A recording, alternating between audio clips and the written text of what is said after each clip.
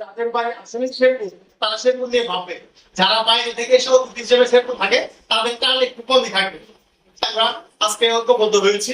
আমরা আশা করি এখানে গুণীজন আছেন এবং কি বলবো শেরপুরের মাথাগুলো আছে এখানে আপনাদের মাধ্যমে সুন্দর একটা জ্যোতির মতো ক্লিয়ার আছে।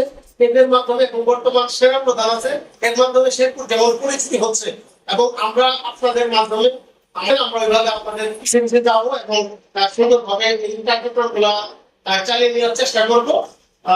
এটা ভেবেই যে আমরা শেরপুর আমাদের সাথে থাকবো, আমাদের ডাকলে আপনারা পাবেন। সকলকে আমাদের ধন্যবাদ জানাচ্ছি। আসসালামু আলাইকুম।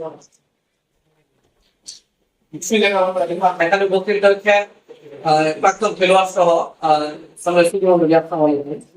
আমার নাম অভিনয় ইসলাম। আমি মূলত সকলে কামনা করছি এবং সেখানে যদি দিনের পক্ষ থেকে কোনো দিনের সমাজ সেক্রেটারি মহোদয় রয়েছে তিনি রাষ্ট্র দিনের পক্ষ থেকে কথা বলবেন। ধন্যবাদ।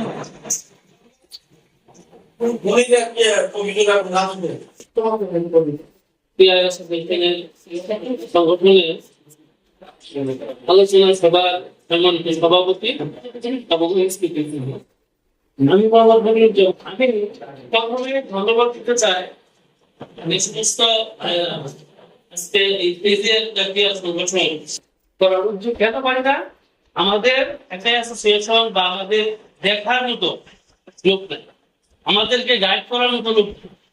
আমি যত সদস্য বা কর্মকর্তা উপদেষ্টা থাকবে আমাদেরকে যদি